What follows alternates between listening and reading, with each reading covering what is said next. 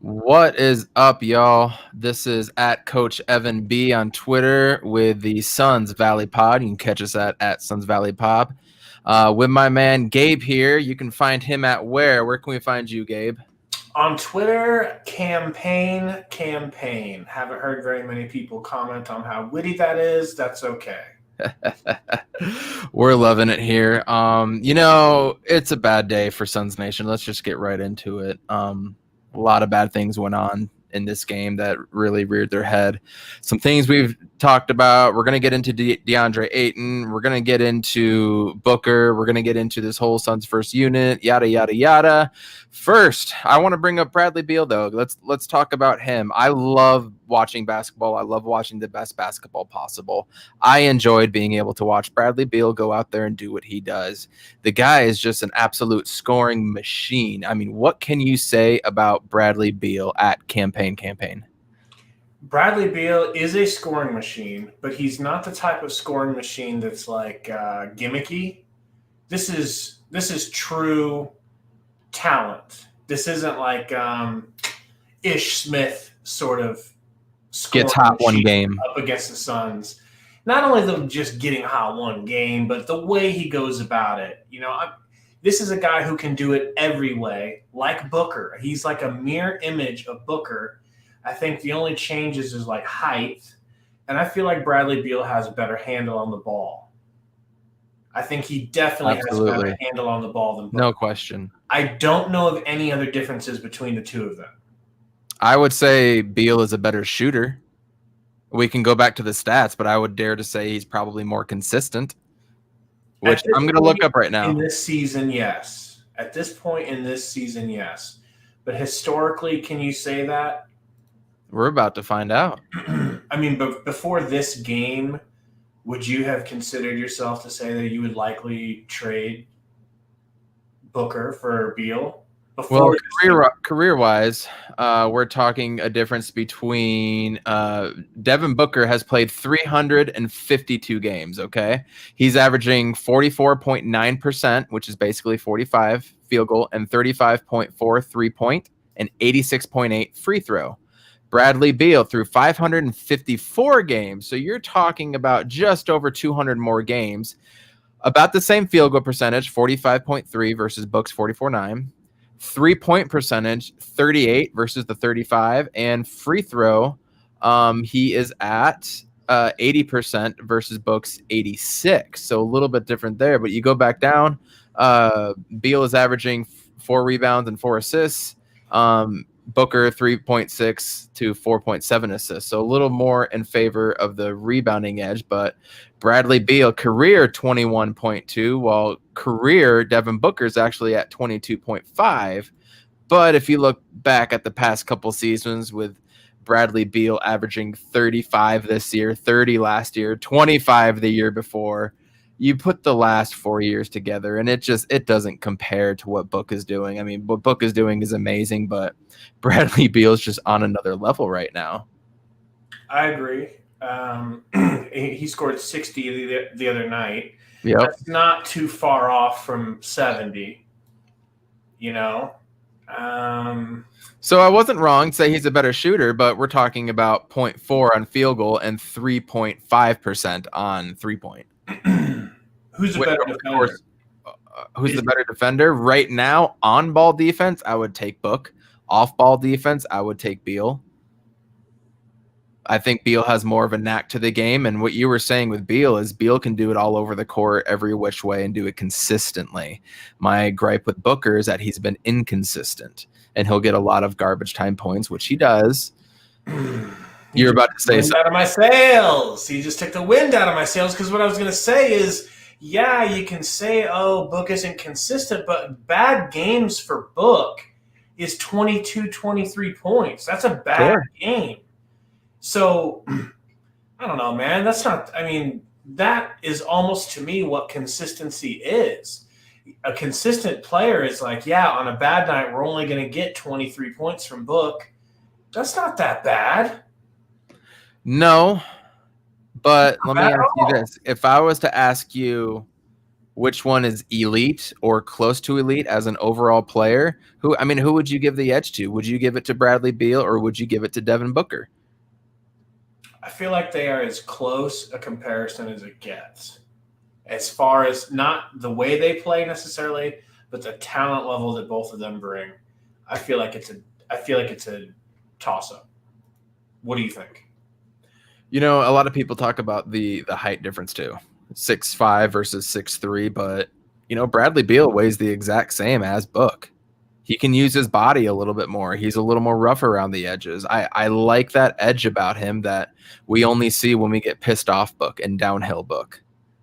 Right? So I like that about Bradley Beal's game. I think he's an overall better shooter. Stats backed it up barely, so I'm not really going there. I think he's more consistent. I think he's just a little more of a fluid player, and that does come with age. Like, there's no reason this couldn't be Devin Booker in 3 or 4 years, but we're talking right now. So right now, I would take Beal over Book.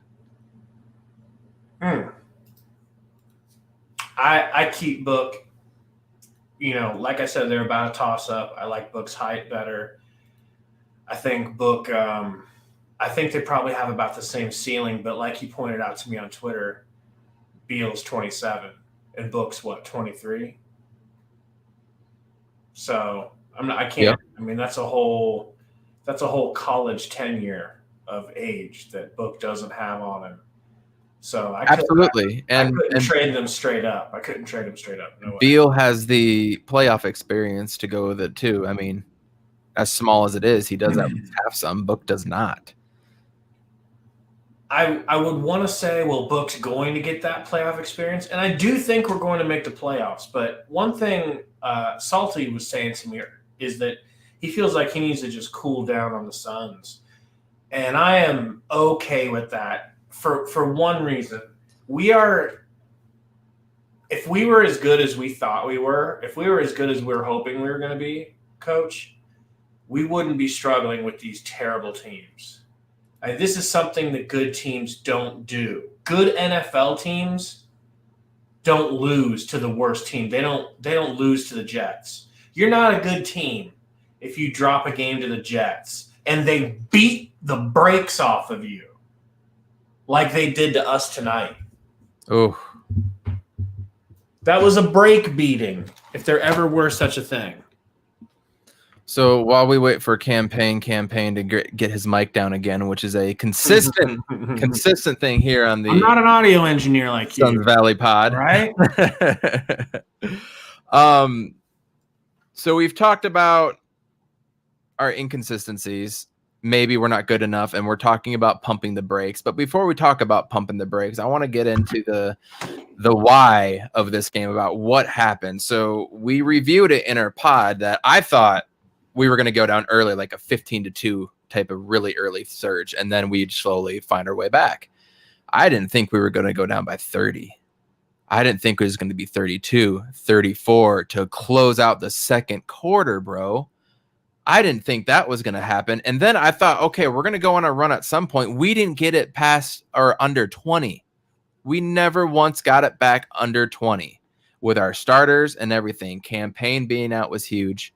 At one point, I saw we shot 3 of 21 from 3. I'm sure that got worse as the game went on.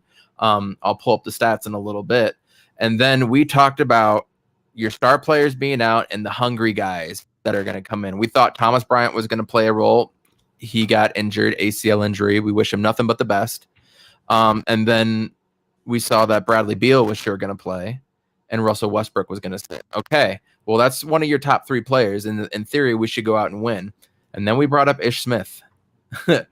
Ish Smith has those games against us. But what we didn't see was I brought up Davis Bertans. We know what he can do. But of course, of all nights, he goes off against the Suns. He's been struggling all year. He goes off against us. Ish Smith goes off against us. And then Robin frickin' Lopez goes off. How does Robert Lopez go off against one of the best defensive players down low in DeAndre Ayton? Tell us how that went. Both of us called that out perfectly. You said Bertans would go off because it's just one of those things. Remember, we talked about it. We were saying it used to be that teams like the Wizards with Bertans would go off against us because they didn't respect us, because they knew, hey, we're playing the Suns. This is a game where we can pad our stats. And now I said they're going to give us their Oh, best you did say that. Remember, I said now they're giving us their best shot because we're the hunted, because we're a good team, and they want to prove to themselves, prove to everyone that they belong with us, and that we're no better than them. We're just the Suns, And so Bertans goes off. Ish Smith, who Salty has brought up, and I have, and you always. It's like, what does he have against us, bro? You've played for every team in the NBA. Why do you have a grudge against us? I don't see you going off against the other 27 teams that you've played for. Why is it just us? And then, of course, so you got Bertans, you got Ish Smith, and, well, really the entire team went off against us, but they were boiling lava hot, and we were ice cold. And you don't expect that sort of thing from a team that is down that many players. Right. They had fight, man. They did it from the beginning. I don't know if they're pissed off of losing just the way the Raptors were when they played us, and just the way Detroit was when they played us. Which it very well could be. But I want to go back. I'm not saying they absolutely went off stat-wise against us. Robin Lopez had 11 and 11, but DeAndre Ayton didn't get that. And who had the highest plus-minus in the game? Ish Smith and Robin Lopez, both at plus 21. So that's what I wanted to talk about. Robin Lopez. I'm pretty sure it was me who was saying that Robin Lopez always gives it his best shot against us. He does hold a grudge against the Suns for some reason, as if we weren't completely within our rights to send him packing. He plays hard, like I was saying, like a football player, like a hockey player. He throws his body around. He almost always gets about 5 fouls. He looks like a Neanderthal. He looks like a gorilla playing basketball. He has no talent, but he has plenty of desire. And it's the reverse with Ayton. No desire, all the talent. If we could just have gotten a player like Ayton with the want-to of Lopez playing against the Suns, would be unstoppable. But no, we got stuck with this Ayton, who is just a shell of himself last year and a shell of what he even was as a rookie. He's terrible. He's awful. Amen. Look, 8 points again for DeAndre Ayton. 8 points. And 6 rebounds and 2 turnovers. You know, the crazy thing that I found most upsetting about this game is the Suns only committed 6 turnovers. Yeah. And it was a blowout. It wasn't even close. Shot 4 for 27 from 3. Shot 39 from 86, which is 45%, but shot well from the free throw line. Absolutely got out-rebounded 55-41. That's just, you can't have 55-41. Come on, man. This team obviously misses Campaign coming off the bench. We missed his energy, his shot making and creating ability. Nobody could hit the 3. It's back to living and dying by the 3, which was the Kings game, the Clippers game, the Pistons game in this game. So clearly, when we're on, we're going to win. When we're off, we're going to lose. Is that the narrative of this team? Are we really that team? We didn't think we were. We thought we were going to be more than this. Chris Paul has not played up to his all-star potential by any means. Devin Booker has looked hesitant. Yeah, he scored 33 tonight because nobody else was. And I'll give him kudos tonight. He's the only one that had a pair going at everybody, just like you said earlier. But Chris Paul hasn't played up to his potential. DeAndre Ayton has absolutely regressed. Mikal Bridges was great last night. Inconsistent 2 out of the last 3 games, though. Jay Crowder, 2 points, 0 for 3 from 3-point range. He's not a pure shooter by any means, so he's streaky. And then you go down the line. Cam Johnson was only 1 for 6 with 5 points. I expect more out of him consistently. Dario Saric has 13 and 6. I mean, that's about where he's been. Langston even went 0 for 2. And Javon, at the end of the third quarter, I think it was, tried to go head-to-head with Beal with taking it to the hole like he was something too. So everything went wrong with this game. And I take it back to, is this part of COVID? Is this not doing any type of workout or anything tomorrow? It's the end of a 3-game stretch where they're just staying in the hotel and not doing anything. I understand how that mentally could wear on you, but you're also paying millions of dollars to play a sport here.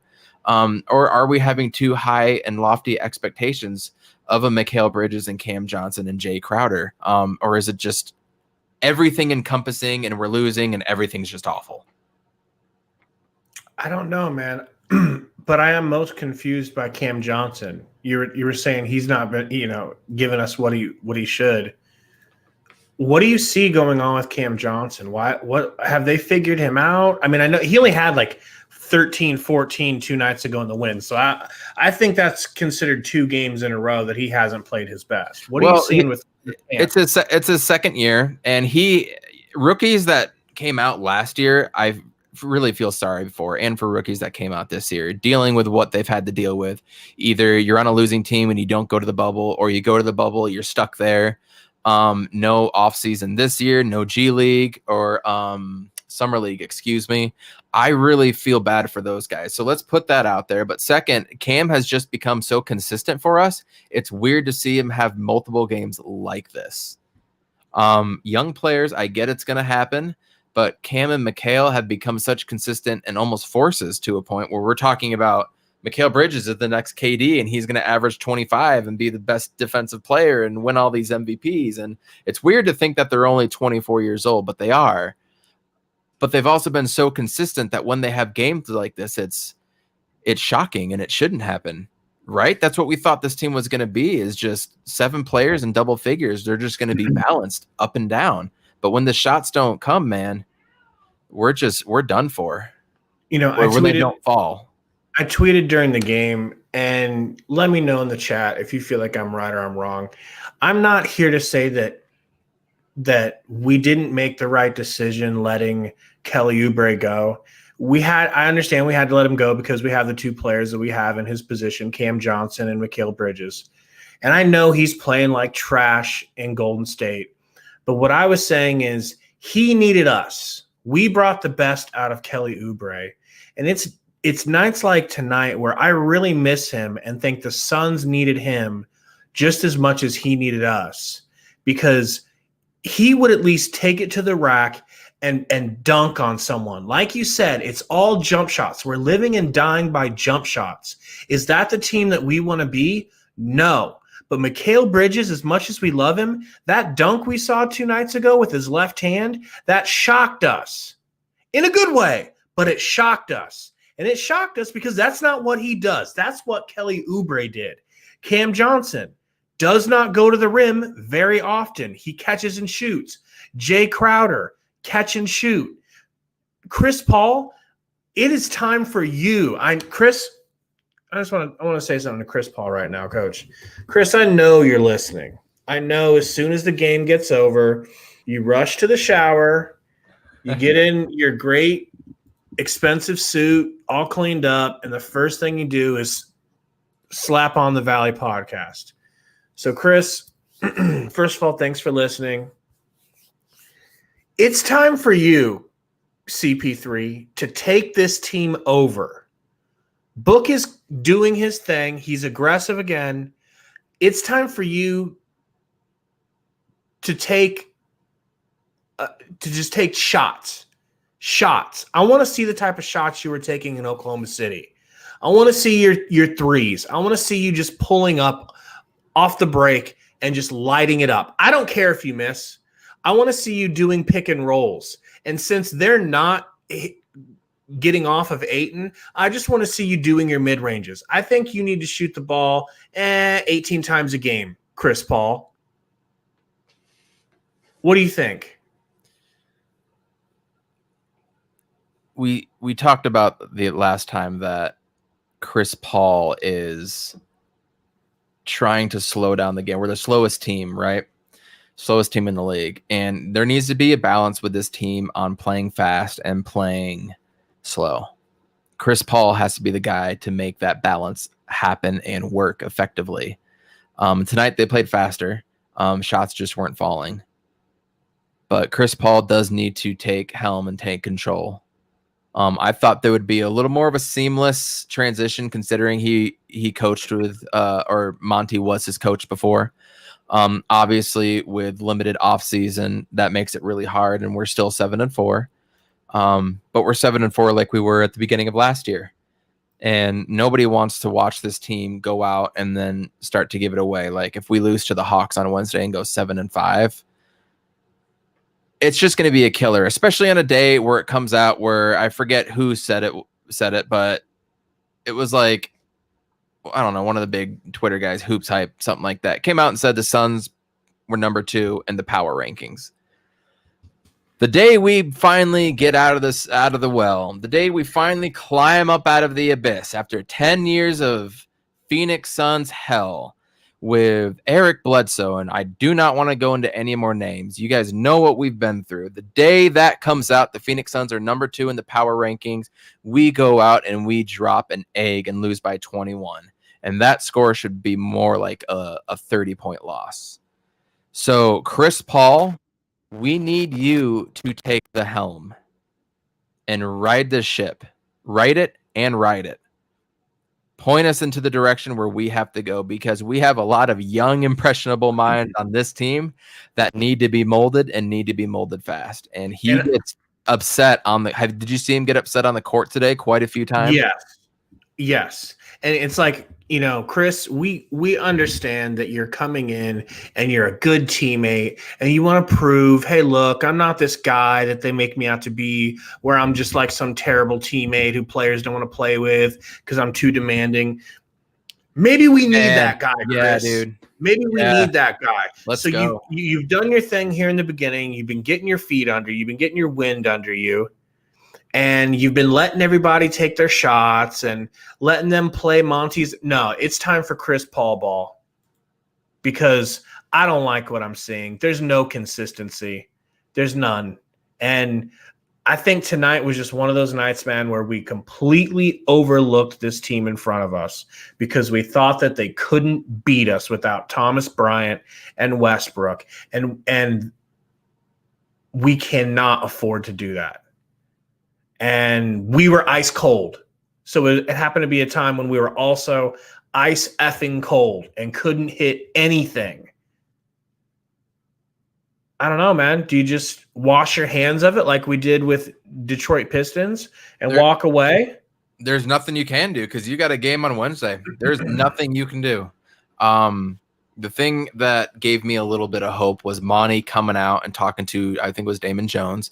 And Damon Jones came over and he's like, I'm sorry, I should have done, whatever the play was. And Monty comes up and he's like, it's okay. And then it just faded to black and I didn't see anything else. But that little bit told me that I still feel like Monty definitely has the pulse of this team. I definitely 100% feel that. I don't think he got out coached necessarily. I think having the 100% off day yesterday really hindered a young team like this. They said, they just wanted to go a day without hearing Monty's voice and the other coach's voice. I'm going to disagree just because of how young the team is, where that is exactly what they need. They need to be told what to do and what to focus on every single day. Saric, Crowder, Chris Paul, probably not those guys as much. But we depend a lot of minutes on these younger guys, and Booker's still a young guy too. And I think that's exactly what they needed, and they didn't get that, and you have to throw it away. They're young guys, they're going to be able to not think about this the other day. They still got millions of dollars in the bank. They got things to play for on Wednesday too. God, let's hope there's a game, and let's touch on that a little bit later with the meetings coming up tomorrow. If you guys don't know about that, the NBA is holding a meeting tomorrow with all the teams to go over COVID protocols. So that could mean everything's being stricter, or they need to shut it down for 2 weeks. There's a lot of speculation, but we'll get in that a little bit later. But you're going back home tonight. You're going to have tomorrow. They'll come back to work tomorrow. They'll watch the film. They'll go through their routines. They're going to be home. They need to write this early, because if they come out and they give up another 10, 12 point lead in the first quarter, we're going to be shaking our heads, man. I want you to look at these two stats here that I'm sure jump straight out at you. 3-point percentage, 15% to 44. killer. Cannot win like this. Rebounds, you got out rebounded. Field goal percentage, not too bad. We shot too much tonight when it wasn't falling. We relied on that. Like in Sacramento. And we got out rebounded. Why do we get out rebounded? Because we're tiny. Why are we tiny? Because DeAndre Ayton doesn't exist. I'm starting to think he's a myth. I never see him in the game anymore, man. Like, how many minutes did he play? Well, he didn't play the rest of the third quarter and the fourth quarter, if I'm not mistaken. 25 minutes from your number one overall pick. And look at the rest of the starters, other than Bridges, who is out with foul trouble in the first 2 quarters. Everybody else had 30. Come on, man. Damon Jones played the whole fourth quarter, all 12 minutes.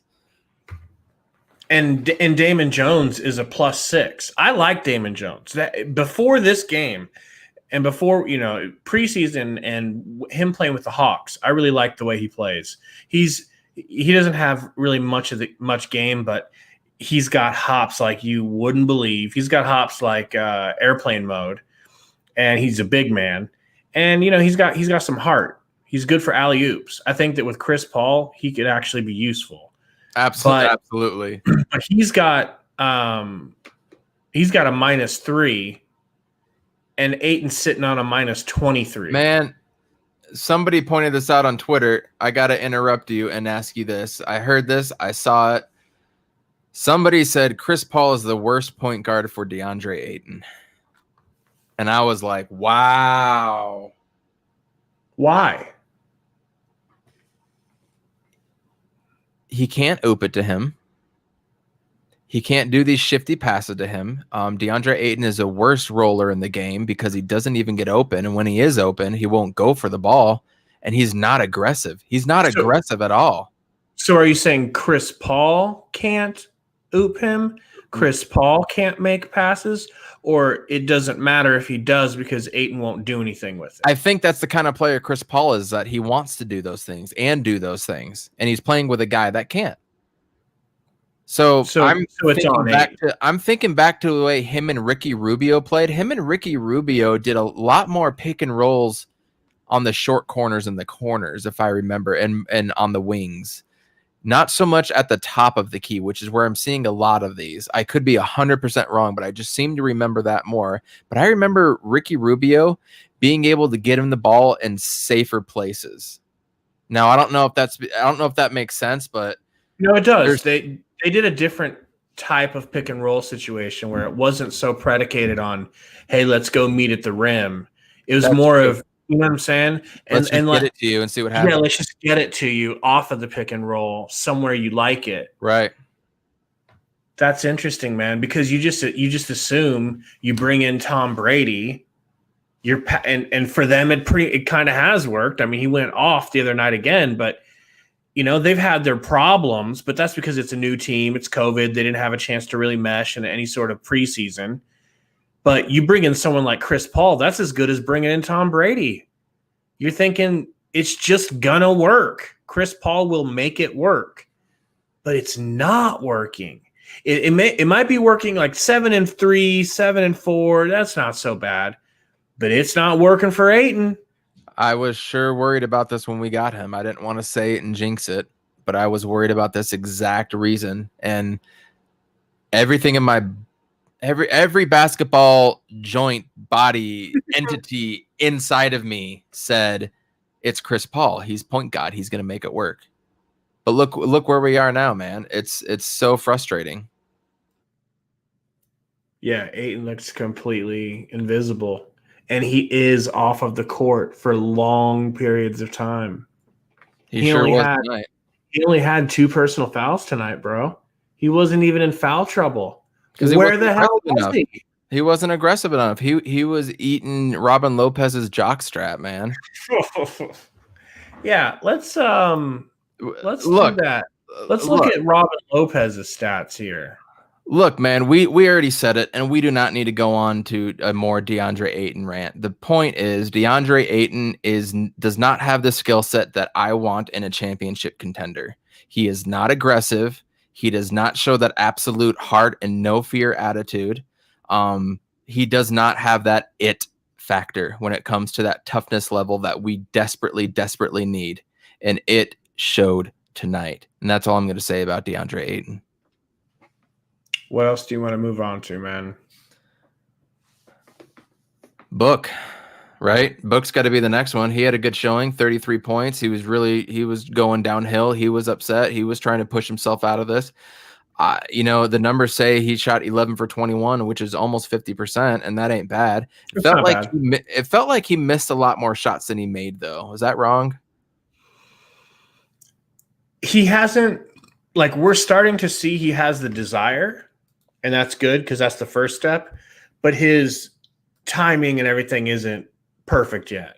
But at least it was before. He didn't have it didn't seem like he was hungry to score, and his timing wasn't there. At least it looks like he's like, okay, I'm getting angry. I'm getting more angry. It seemed like he was the only one that took any offense to losing like this against the Wizards. He Chris seemed Paul like a little bit. Yeah. True.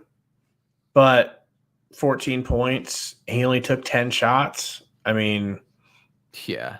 When I think of a player getting angry, I think of him just doing like Book did, just taking his shots, making sure he did what he could do to try to bring the team back and put him in. It just wasn't really working, man. It just wasn't really, like I said, they were super hot and we just also happened to be super cold.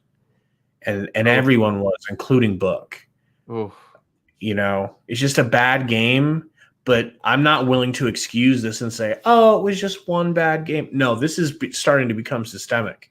This is starting to become repetitive in the things we're seeing. Ayton scoring 8 points. I feel like he's done that a lot this year. I feel like most of his games he ends up, maybe at least half of his games he ends up with just 8 points. Oof. That is not good enough. 20, 18 like last year, or 20 minimum, bro. Mr. number 1 overall, Mr. I have dominating tattooed on my back. Come on, guy. It's time to wake up. Have some pride. Have some self-respect. And don't let Robin Lopez, somebody that we got rid of because of his gross incompetence, his absolute inability to score around the rim. You're letting him score around the rim. He looks like Rudy Gobert when he does layups. Doesn't he? You're right. Awkward. Oh, is this how my body works? Oh, throws it in. If he doesn't, gets that offensive rebound. At one point, he had 7 offensive rebounds. I wonder if that grew. See here. Lopez. 7 offensive. Still, 7 offensive rebounds. That's shameful, Ayton. I can't get mad at Saric because he is way too small for that Neanderthal Lopez. But Ayton, do you know who you're going against, Ayton? You're going against a Suns former center. If anyone's going to have a shortcut to making you look bad, Ayton, it's this guy. I mean, you getting cooked by Thomas Bryant?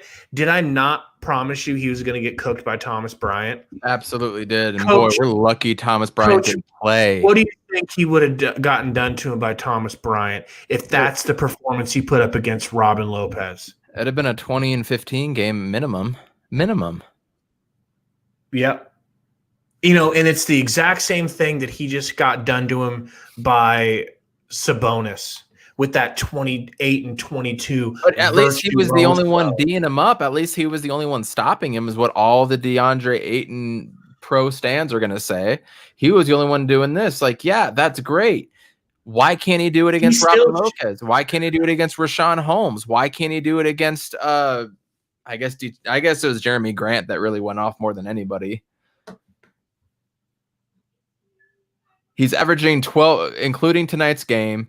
He's averaging 11.3 rebounds and 12.5 points, all career lows, except for his rookie year. He averaged 10.5 rebounds.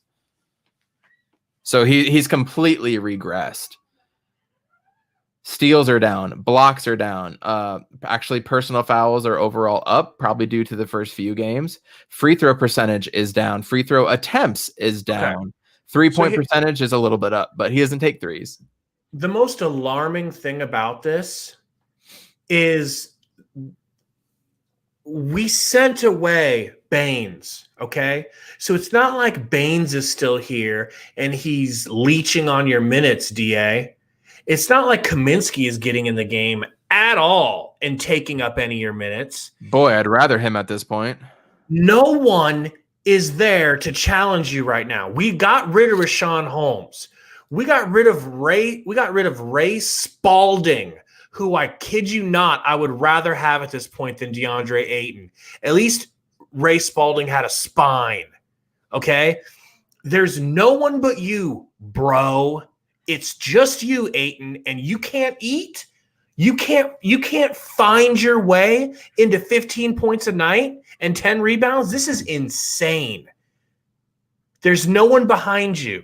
There's no big man there to take your spot. There's no one here to challenge you for minutes or for points in production. Maybe that's the issue. Maybe he needs somebody riding on his ass. I mean, who does he play against in practice? He plays against a Euro and Dario Saric or a tall, skinny dude in Damon Jones. He's not going against any bangers in there. You know what I mean? And DeAndre Ayton is getting lit up on Twitter tonight. Wow. DeAndre Ayton has just 7 dunk attempts so far this season and 1 alley-oop in 11 games. Last year in 38, he had 93 attempts and made all 50 alley-oops. He's averaging 0.6 dunks per game compared to almost 2.5 last year. Salty likes the Ray Spalding reference. Man, trade DeAndre Ayton for Christian Wood. Somebody just tweeted that out. No kidding, bro. Yeah, wow, he got outplayed by Lopez. He got dominated. That's embarrassing. We about to trade Ayton, aren't we, for 8 points? Come on, man. Yeah. Dude, he's getting roasted and people are seeing it. Good. And I keep seeing we're a Phoenix Suns podcast, so I think a lot of the times you want to work well with your other media members, right? And I wouldn't say we're media. We're just two dudes that enjoy talking the Phoenix Suns. But this Phoenix Suns media is a joke. The Agreed. way that they have to do that. They have to remain upbeat and remain positive so that one day those players will come on their show and do all that. Because the way we're slandering DA, if we ever got big and asked him to come on the show, he'd be like, hell no. Right. But right. That's not what we're trying to do. So I get that. But a lot of these Suns media, man, they act like they know basketball. And I swear to God, they haven't put on gym shorts and tried to boss somebody up in the last 10 to 15 years. So I guess the other part of my point now that I remember is he has no big man challenging him. Right, Coach? There's no big man like to get any of the points that he's potentially out there that he could be scooping up. It's all for him. He's the only big man at the buffet. But also, we brought in Chris Paul. We didn't bring in someone to challenge you. We brought in someone to boost you. Ooh. Someone who boosts everyone. Everyone he plays with. He made DeAndre Jordan look like an offensive threat. Why? Because they could just throw each other alley-oops that something that we have none of with DA. Man. I don't know if Steve Nash could get DeAndre Ayton to reach his potential. Not the way he's playing. I don't know, man. You're right. We're not going to play nice and say nice things. Not anymore, man. And I pray I'm wrong, man. I hope that I have to eat my words and come on here and say, I was wrong. Ayton was just young. He's gotten so much better. he's better than Luka. It doesn't seem like we'll ever say that he's better than Luka. I feel like that ship has sailed. Absolutely. Salty saying he's off the juice. Maybe that has something to do with it. Maybe the guy is just I 100% think so. 100% think so. Absolutely. I mean, it's clearly in the evidence. His body is even just a little on the more slimmer side. Obviously, PEDs does not do that to you. He's still got the spring. Every time he jumps, he gets up so damn quick, and I'm just like, why aren't you doing that? I don't get it, and I don't want to speak on DeAndre Ayton anymore because this team needs a center, not a dude that's going to throw up 8 points 3 times in the first 11 games of the season. We need more than that. You should damn well be ashamed of yourself, DeAndre Ayton. I can't believe that against Robin Lopez. You're the number 1 pick. And if any Phoenix Suns fans defend that, you are okay with mediocre basketball. You can still root for the guy and be mad at him, right? Because come Wednesday, if he goes up and dunks it over somebody, we're going to be the first ones right here going, oh! How about this, bro? How about this? DeAndre Ayton is Mitch Trubisky. That sucks. You know the difference is, though? What? DeAndre Ayton was the number 1 pick. I know, but Mitch Trubisky was the He's more like Jamarcus Russell.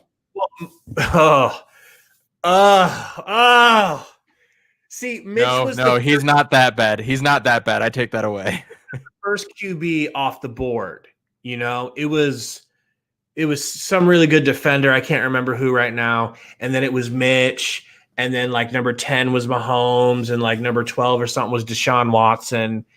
So that's but you're right. It's either Russell or, but I think Russell was trending. I mean, Mitch Trubisky got to the damn playoffs twice.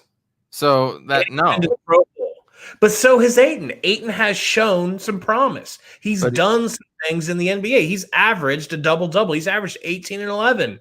Like he's not completely, like they say about Mitch. You can win with Mitch, but he ain't taking you to the promised land. Sound like anybody? Absolutely. He's Mitch. The only player I trust DeAndre Ayton against is Nikola Jokic for whatever reason. Like, why? You're right. Salty says DeAndre Trubisky. It's with a Y. Treat that man's name with some respect until until the Bears decide what they're going to do with him. All right. He is more DeAndre Ayton is more Jamarcus Russell than he is Mitch Trubisky. You know what I like about that comparison is, you know, it seems like the same type of dude in the locker room. Like, I don't feel like DeAndre Ayton works hard. I could be wrong. I'm not in the room. It just, he comes across to me as someone who doesn't work hard. And you know the story about Jamarcus Russell, how the coach gave him a tape and said, "Hey, go home and watch this. Watch this tonight. This is going to be the stuff we're gonna do in the next game." Okay. So then he comes to practice the next day or after the weekend, and the coach is like, "Hey, did you watch the tape I gave you?" And Jamarcus Russell goes, "Oh yeah, coach, we're good. Let's do it. Let's go." And there was nothing on the tape. It was just a test to see if Jamarcus Russell would actually look at the tape that his coach gave him. I didn't know that. Is that a true story? That is a true story. Oh, and no. That's the type of thing that I could see DeAndre Ayton doing. That's how he's coming across right now. So that's why I like your comparison to Jamarcus Russell. A lot of this is going to come down to Monty Williams. Monty has to find a way to lasso all this in and start grinding out game by game. Every single game, he's got to grind it out. And then I'm looking to James Jones because we need a piece in this. We're going to have to give up something to get something, but we need another piece. We need a big body rebounder type. I don't know if you remember the player Nene Hilario, right? Of course. We need, not like, maybe not him, obviously, specifically, but we need a big body bruiser in there that can battle Ayton in practice. Okay. I thought you were saying that he needs to step in and trade Ayton for somebody. No, we need if we want DeAndre Ayton to get to where he wants, we need somebody challenging him in the back. I wish we never gave up Rashawn Holmes, but we need another player like that to come in that's going to bang on him every single day in practice and teach him, and maybe even have a little more of a repertoire with Chris Paul, because Chris Paul plays with a lot of backups too. So we need somebody else that plays with the backups that can do this. Maybe more of a Steven Hunter from back in the 04-05, or Brandon Wright we traded for, I think it was 2015-16. We needed somebody like that to come in and do that and show, one, Chris Paul can still do it with someone, and two, to ride Ayton, man, and to push Ayton even more, because we have to play him. They're trying to replace the stats we're not getting from the production we're not getting from Ayton. It feels like they're trying to get it from Saric. Like, you're seeing a ton of Saric. That dude is always in the game because coach trusts him. He's reliable. He's reliable, whereas DeAndre Ayton is not. Saltiest Gaming, man, thank you. We need Sticks to get back in there as soon as he's healthy. I think, was it COVID protocols after the ankle, or is it still just the ankle? I'll double check. I thought it was still the ankle.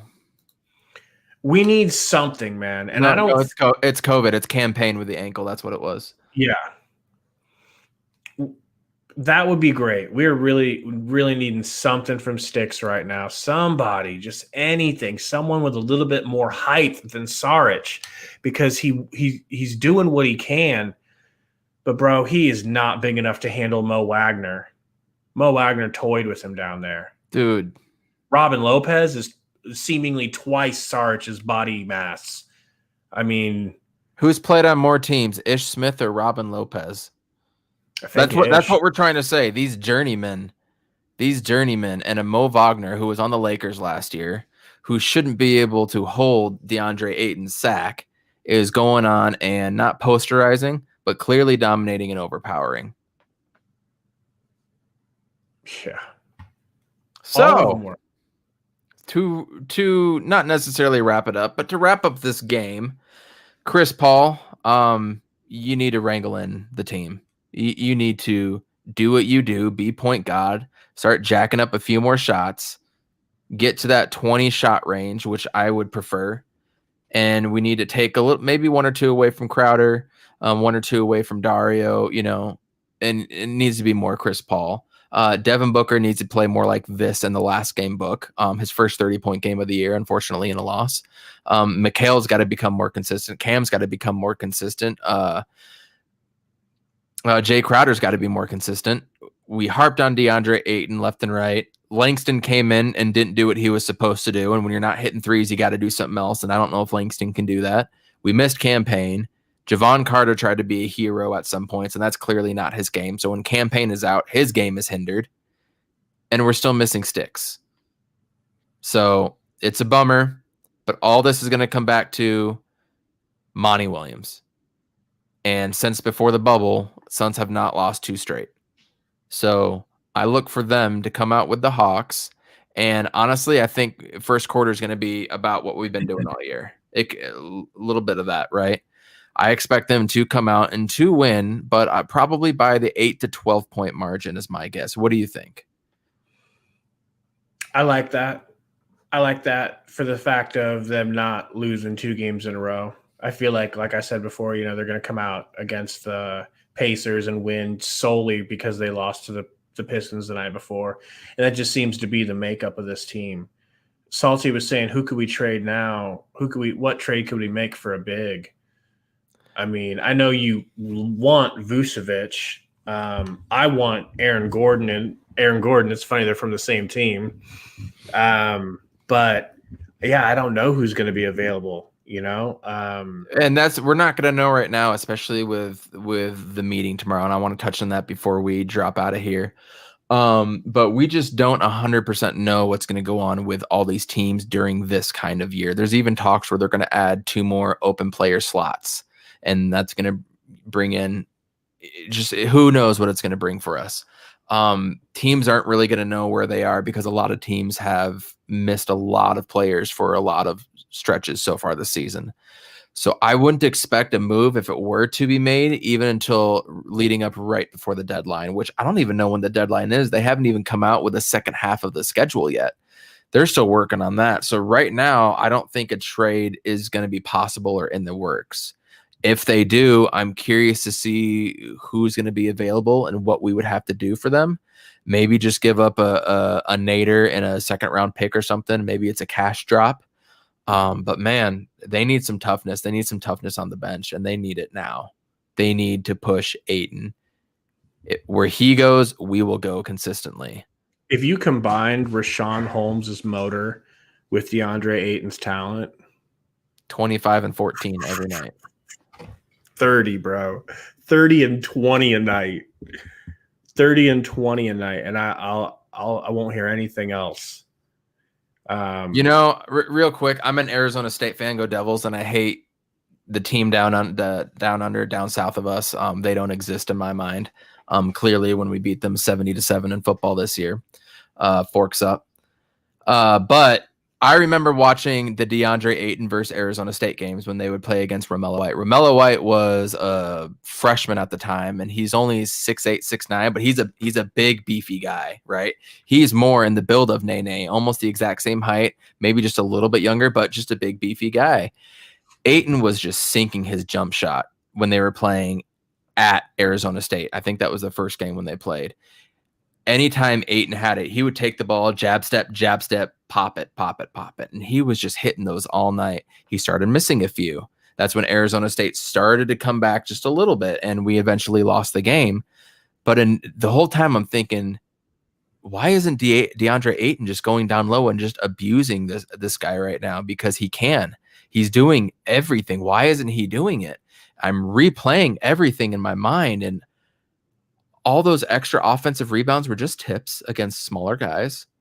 He didn't want to go up against the big guys and be big and physical. And we saw that. Yeah, he was able to go up and dunk everything, but he was juicing.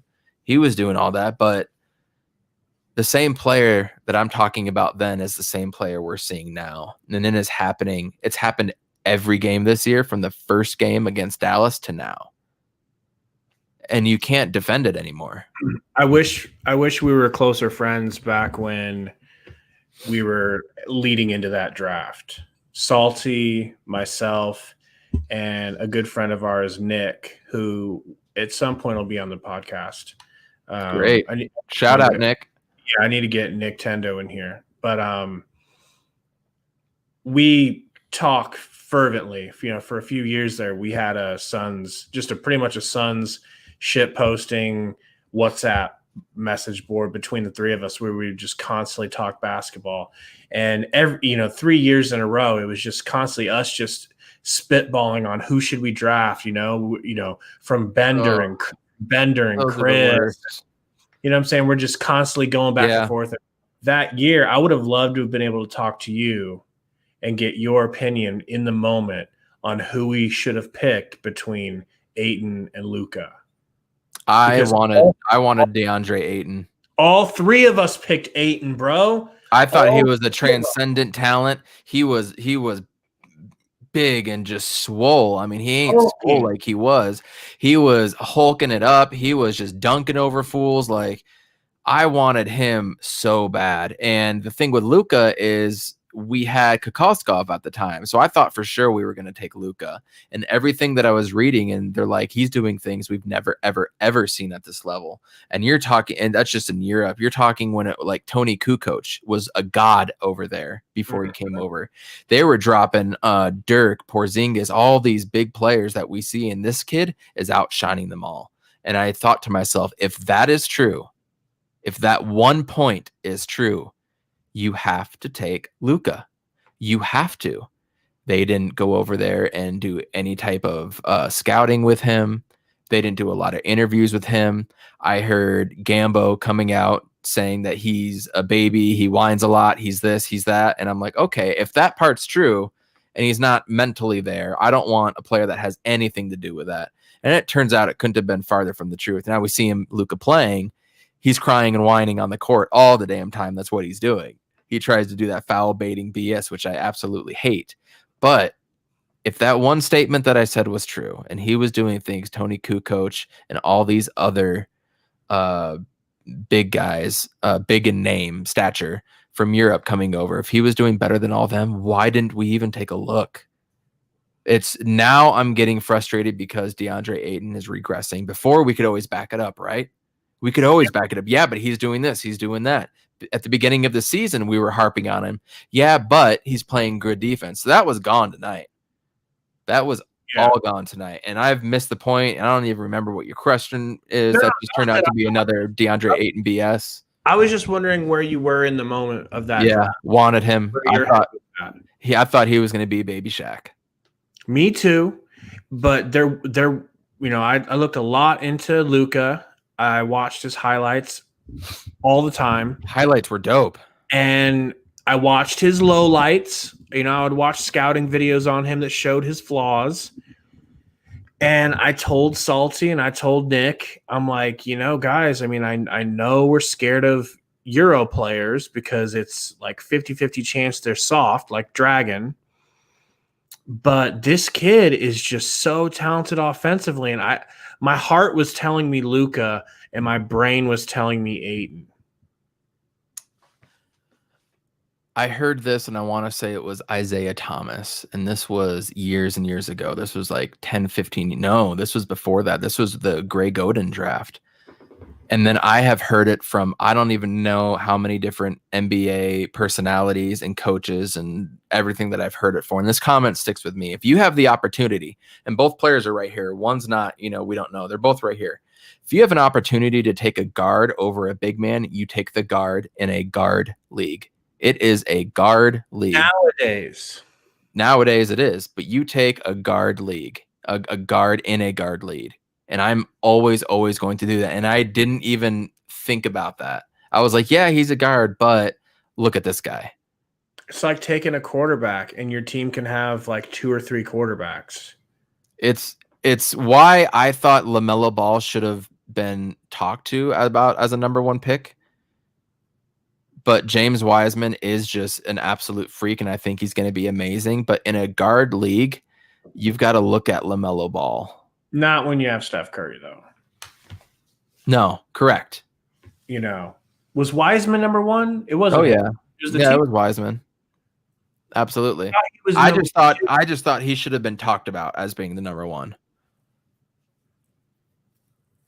Yeah, I mean, he's shocking me. I mean, he's coming off the bench, so there's no reason why he couldn't have been Sean Livingston 2.0 off the bench until Curry goes off or Clay gets hurt, and Clay got hurt, and now look. But I mean, hindsight, how do you handle both players? That's not even going to get into that right now. Yeah. But you take a guard over a big man in the draft if they're both right here. Next game for the Phoenix Suns. Who do we got? Atlanta, man. Atlanta. Trae Young.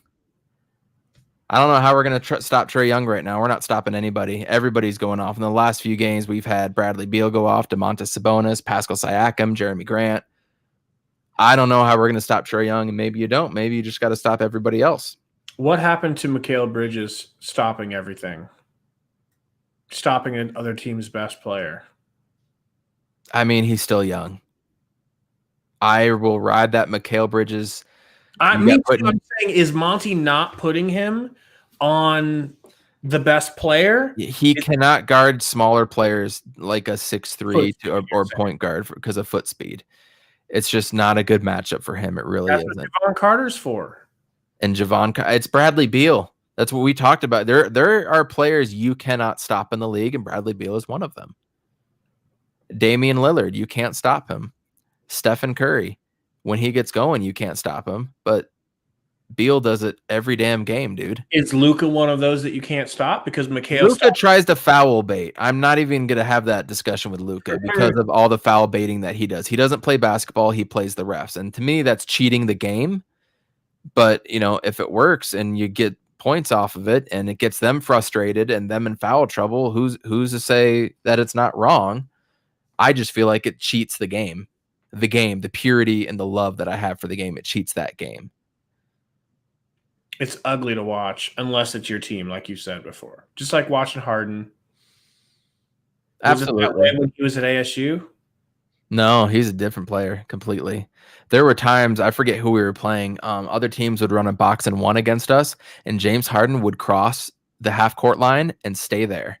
And his guy would be on him, and then they would play 4-on-4 basketball. There were literally games like that, which was why I was surprised he actually went 3. I couldn't effing believe he went as high as 3, considering he choked once we got into the tournament, finally. He didn't do things now that he did back then either. He wasn't doing step backs and doing one-on-one. There was no one-on-one play back in the day when he was at Arizona State. He was catch and shoot. Yeah, he was more facilitator, and he could take you off the dribble, and he would go straight to the rim, and he wasn't trying to foul bait and do all that crap either. He was a beast. He was the youngest guy in the league. He was 17 his freshman year, and then 18 his sophomore year. So he was already the younger guy, kind of like Book. But looking ahead to the Hawks, man, stop Trae Young, almost 25 points per game. John Collins, power forward, averaging 17 points and 7.8 rebounds. That right there is going to be tough. Couple that along with Clint Capella. We're going to have a pretty tough time with Clint Capella and John Collins. Clint Capella is playing almost 30 minutes a game, and he's averaging 13 rebounds. John Collins is getting 17 points. And then you got guys like DeAndre Hunter and Cam Reddish that can come out and stroke it.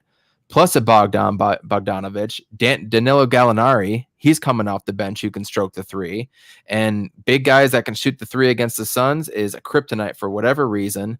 Plus, your backup point guard is Rajon Rondo. He's only played 2 games though, so we'll see who's going to be active and who isn't going to be, especially with COVID protocol. This is going to be a test, big time. So we predicted they're going to win somewhere in the 8 to 12 point range. Friday, you've got Golden State coming up. It's the return of Kelly Oubre, the Kelly Oubre revenge game. He's been horrible all year. I feel it coming. Kelly Oubre could come in here, drop 28 on us while Steph goes for 36. And then the night after, we have Indiana again, who's probably going to be pissed. We have 3 tough games coming up where all 3 of those could be L's for the Suns. They're winnable, but they're losable. They're 100% losable, which is why today's game was so heartbreaking. We go to 7-7. If we lose these 3 games and go to 7-7, that's more Mitch Trubisky talk, man. That's more Bears going from 5-1 to 5-6. Absolutely. Absolutely. This game against Atlanta is a can't lose now. You have made this game a can't lose game. You lose this game with Steph Curry and a pissed off Kelly Oubre who's comfortable in that arena coming in against his old team, traded him for Chris Paul. You don't want that type of energy. Now, Kelly Oubre could come out and shoot 1 for 21. He has that power too. I was going to say he could come out and have a Josh Jackson revenge game, which was exactly non-existent. Nothing, you know. Or he's going to come out the very first possession, pump fake a 3, drive it in, and smash on DA. Right on DeAndre Ayton's head. He'll fall to the ground, do some push-ups, get up, you know, the whole bit. So, I'm not looking forward to that game either. Can't lose game. Trap game. We're going to be here with you after Wednesday. Hopefully it'll be more after the game than it was kind of tonight. We were pretty close to afterwards because we were so upset. Friday, we got Golden State. Saturday, we've got Indiana to round out the week. We'll be with you after the end of every single game. But before we go, everybody needs to say a little thought and prayer for the NBA tomorrow. The NBA has a meeting with all of their high execs and all the teams about going in, and it's about COVID protocols. And there's a lot of things swirling right now, Gabe. I don't know if you've seen this on Twitter or not. I really haven't. But we all talk about the COVID protocols, and that's a wide array of things.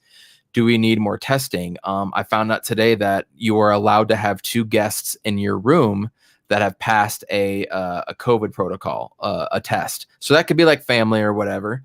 Are you going to do away with that? We're two Is there going to hoes. be, you never know, is there going to be less people at shoot-arounds? And there's all these things they're talking about, but because so many players have missed time, teams have the minimum players, a couple games are really starting to get canceled.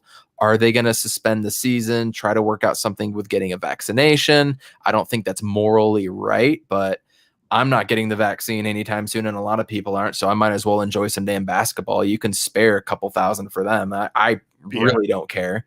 Morally, it should definitely go to other people that need it, but that's a different conversation. We're not political on here, but it's been a talk that's been coming up. So I'm really nervous to find out what they're going to do. I don't want them to suspend the season. We have a great thing going. We're still 7-4.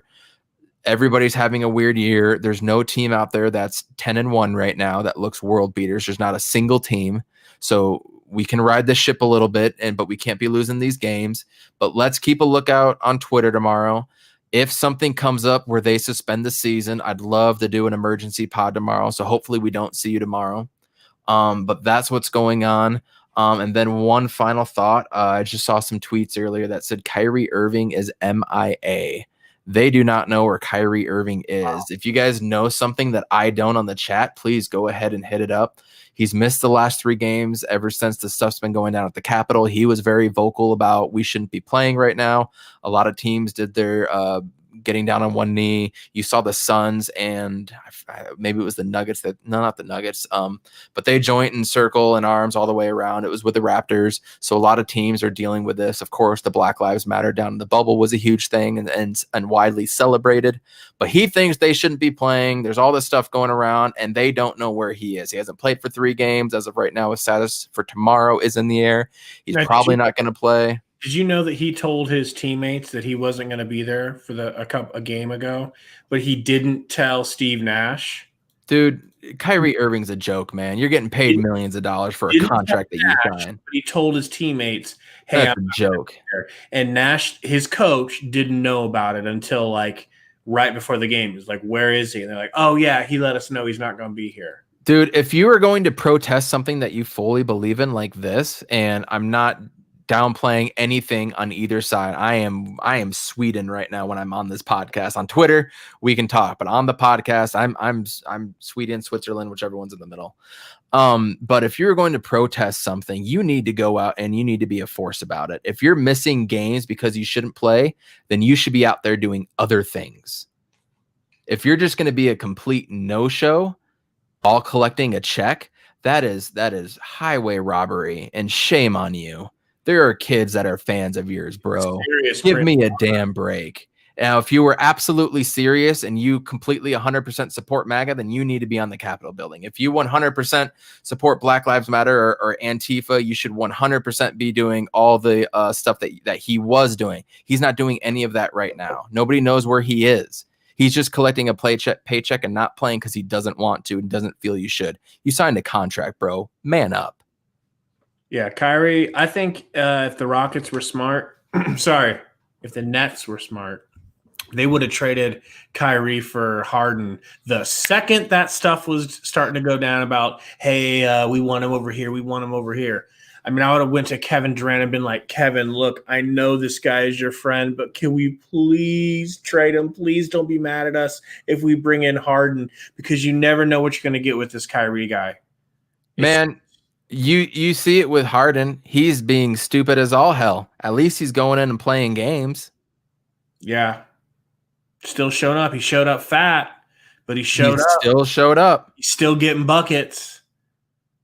The best type of ability is availability, and Kyrie Irving is MIA and acting like a child. You get paid more than 99.9% of people in the world, and this is how you're acting. Like, you're protesting, that's great, but nobody officially knows that you're actually protesting because you're not protesting. Does that make sense? Yeah. Give me a break. But something else to watch tomorrow, the NBA having their big meeting. So hopefully we get a game and we can be with y'all on Wednesday, right? Yep. We'll be here. Like, comment, subscribe. Tell us everything we did wrong, everything we did right. I'm at Coach Evan B on Twitter. Gabe, where can we find you? I'm at campaign. Thanks for coming out, and we'll see you guys Wednesday. Take it easy.